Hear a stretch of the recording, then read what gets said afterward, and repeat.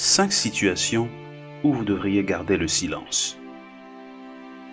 Garder le silence peut souvent être bénéfique pour vous et d'autres fois, cela peut être bénéfique pour ceux qui vous entourent.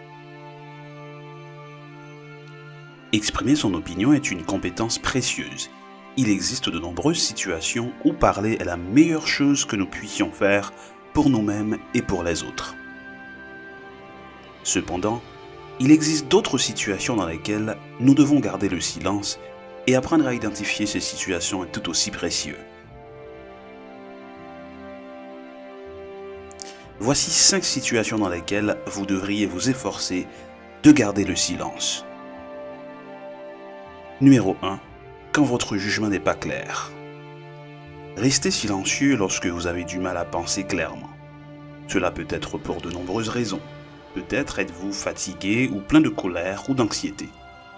Dans ces situations, mieux vaut attendre un peu avant de s'exprimer. Si vous ne le faites pas, il est possible que vous disiez quelque chose que vous regretterez par la suite. Numéro 2. Quand vos paroles seront blessantes. Il y a des situations où les autres ont besoin d'entendre la vérité, aussi dure soit-elle. Mais ces situations sont plus rares qu'on ne le pense.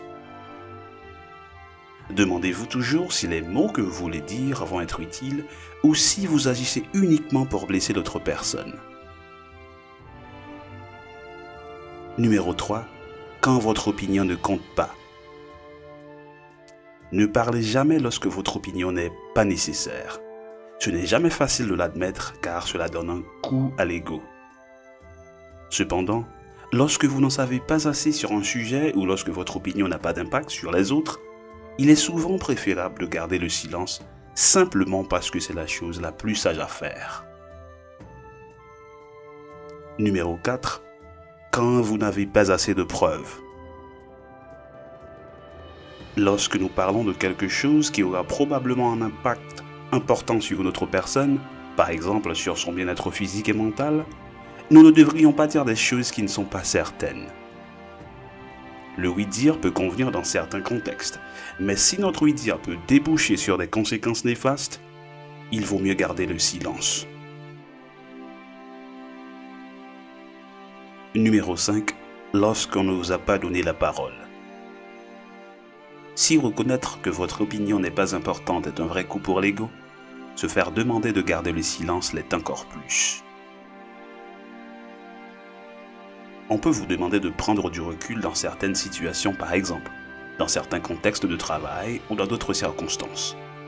Et cela peut nous donner envie de parler. Cependant, il est préférable de restreindre cette impulsion et de réfléchir à la place. L'écoute et l'apprentissage peuvent aussi être bons dans ces situations. Ici prend fin cette vidéo sur les 5 situations dans lesquelles nous devrions garder le silence. J'espère que vous l'avez aimé. Si oui, likez, commentez et partagez-la avec vos amis et vos proches. Je vous donne rendez-vous dans une autre vidéo. D'ici là, gardez la pêche.